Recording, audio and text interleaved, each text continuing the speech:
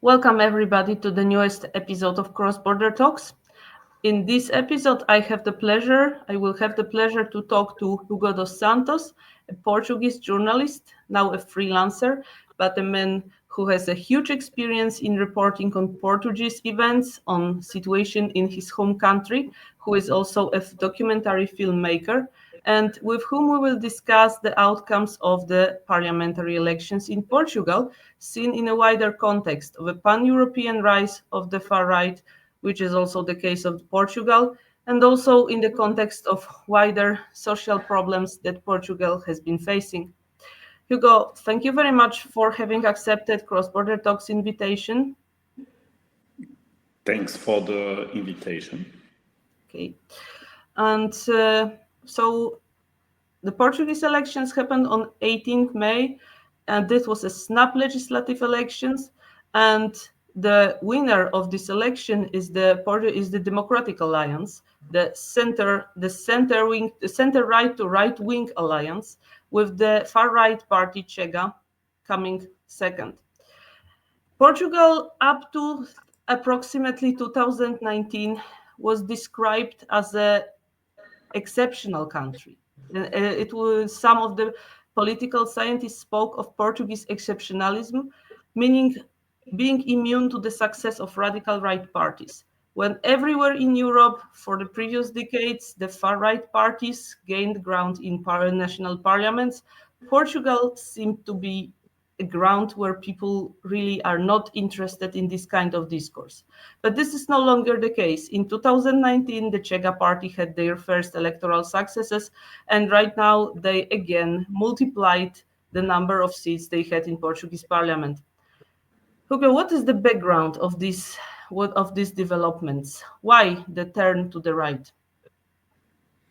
It's a huge question, or at least a huge difficult answer. But I would like to say something before about this topic of Portugal being this exceptional case where there is no far right party. I think it's for in Portugal, there was not really a far right party, or at least like very little ones, like more neo-Nazis ones. But it doesn't want to say that far right thinking and racism, for example, that is important in our case, was not existing. Some people observed that racism, for example, was spread so much all over the society that in Portugal, we didn't need somehow a far right party. You could see that, for example, in the polls in the regions that were controlled by the Communist Party in the south of Portugal, that are now the regions where they vote the most for Chega, for the far right. So somehow there is a kind of communication that didn't happen by like magically. It was already there. The other reason it might be the distance with the Carnation Revolution. So in '74, that is our transition. That marked our transition and marked all the kind of the parties, the right parties and the left parties are kind of structured by the same myths around this Carnation Revolution. They don't have the same perspective on it, but they are linked to this history. And somehow the arrival of Chega is marking the end of this link with the Portuguese past of the actual Portuguese Republic. So, I don't know how much people following your media know about Carnation Revolution, but it was kind of, it began by a coup d'etat.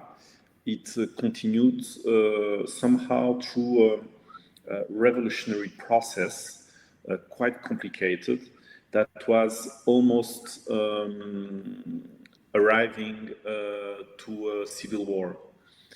And between the right wing and somehow the far right wing and the leftist parties.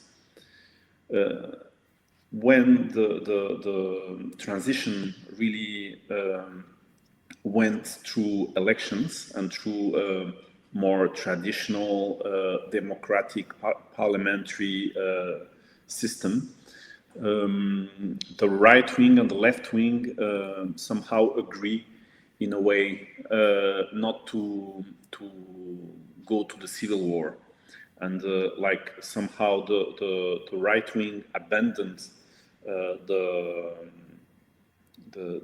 the right wing abandoned the historical link that they had with the far right party and the dictatorship. They abandoned the fact to the idea to take the power through the army, for example. And on the left parties agree to participate in this democracy, even if they were on that time thinking that it was the end of their revolutionary perspectives. But so this agreement is nowadays not respected anymore, and Chega is arrived exactly on this moment, 50 years after the Carnation Revolution.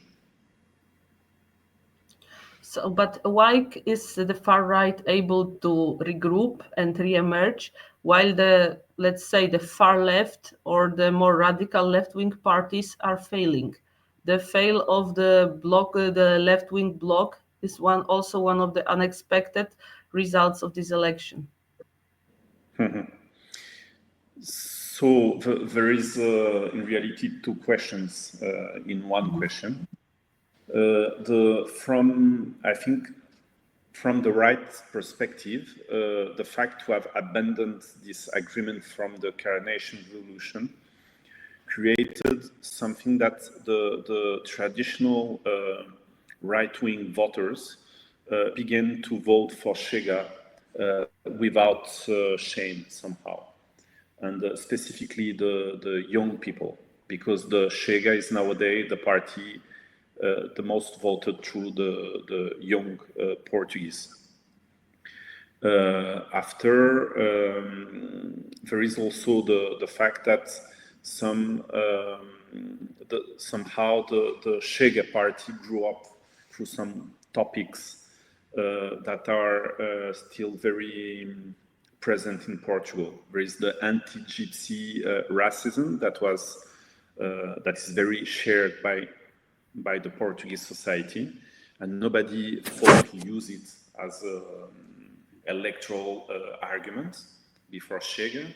There is this. They also use all this anger against corruption, specifically local corruption, that is very strong in Portugal, but I think could be quite strong everywhere. But they used this anger. And there is this also kind of colonial racism that hasn't been worked since the dictatorship, because the dictatorship was also a colonial empire. Somehow you had democratization processes, kind of some education to this new democracy, to the vote, to how you participate in the society. But there was nothing around this structural racism. And so Chega also came with these topics, and it's finally very spread in the population.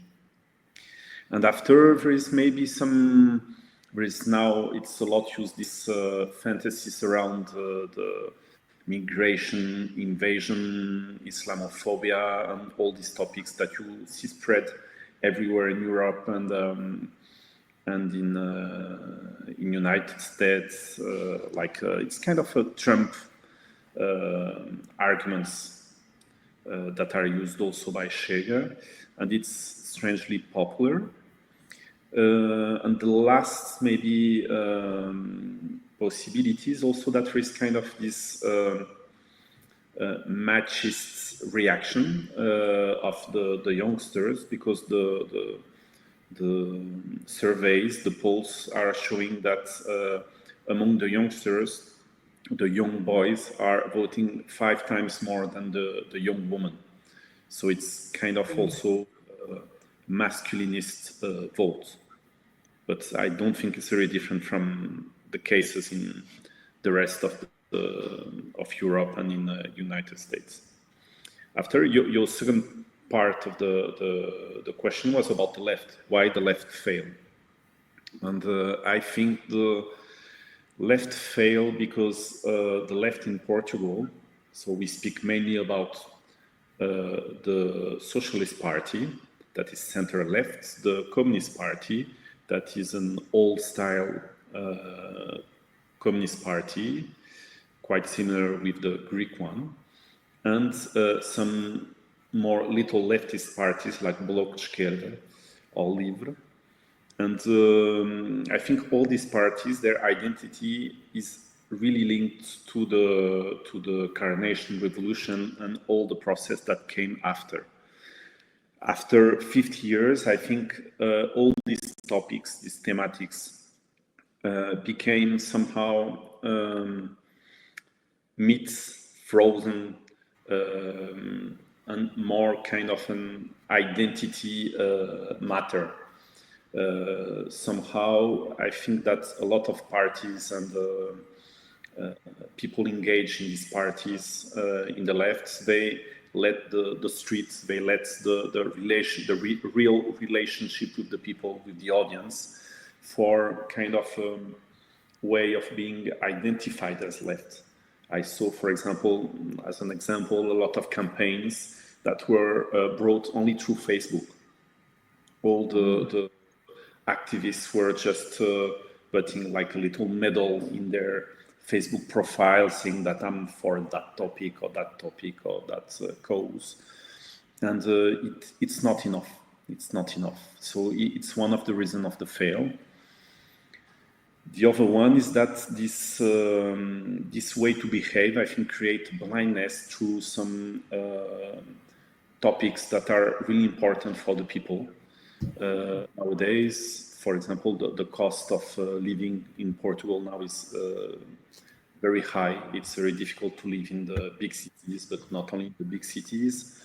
When you don't live in a big city, you are kind of living in the peripheria, not only of Portugal but of Europe. You don't have employment. You don't have you don't have transports anymore to go to the cities. You are let apart somehow, and this unemployment also is bringing a lot of problems ecologically, because it's also because there is not enough people in these peripheries, that there is so many fires in Portugal, and it's also because of the fact that there is not enough work, that that Portugal is still a country of migration. They still go a lot outside to live. So all these problems are linked and somehow are not enough taken care by the left parties in Portugal, and it explains the reason. It explains also the reason why they failed in these elections. So when we did another interview concerning the rise of the far right in Germany, also our interlocutors quoted insecurity and fear as the reasons for which German voters chose the Alternative for Germany as their favorite party. What you say reveals a bit of similar picture, with a lot of insecurity over economic issues, the high cost of living, lack of decent housing, lack of jobs, etc.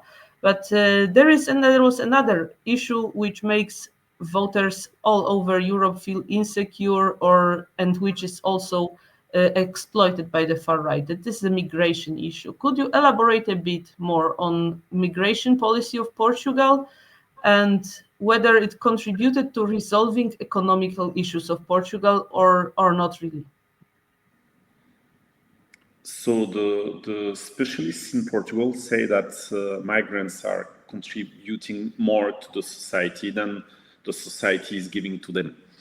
So it's not a matter of, it's not a topic of discussion in Portugal. And by the way, migrants are normally not choosing to go to Portugal. They are somehow using Portugal to enter Europe sometimes, but it's not the country that you choose in priority. I think so. The far right is only using fantasies and trying to scare people around these topics. In reality, there is like racism around migrants in Portugal since very strong since the 80s, 70s. But on that time, it was mainly migration linked to the what we call PALOP, don't say the countries that used to be colonized by Portugal, or Brazil. So it was people speaking Portuguese. In the 90s, beginning of 2000, we had a wave of Ukrainian workers. So they were Christian. So it was kind of still okay. But each migration brought always a specific racism. For example, Ukrainians, they were white and Christian, but they were Orthodox. They were judged as different drunkards, robbing our jobs and everything. But it was always kind of the same speech.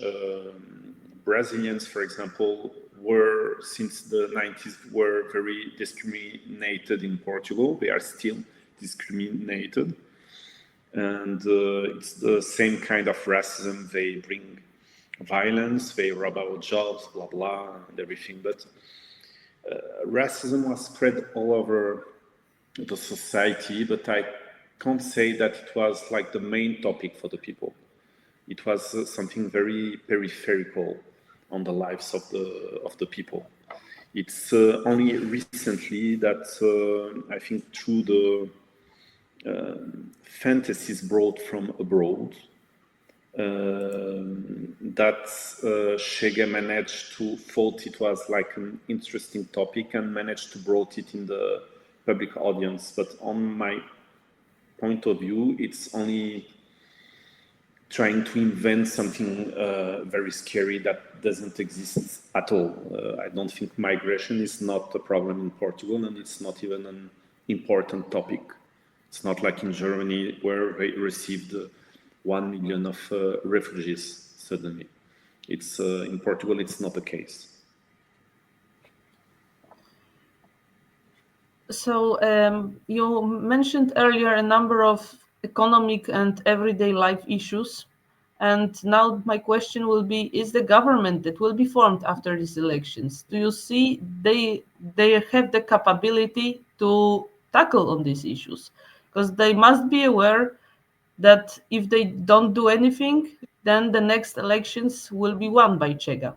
Then the far right will gain even more votes on this popular discontent. So do you see people who are competent and willing to tackle these key economic and social issues that you mentioned? So about I think that the main danger nowadays is that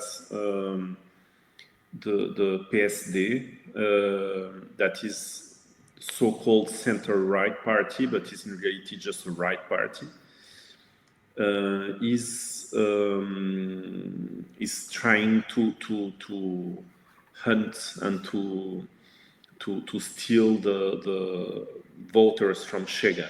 So he's still is trying somehow to create the impression that it's better to vote for them for security, for this around these migrant topics and everything, instead of trying to explain to the people that Chega is just inventing these topics.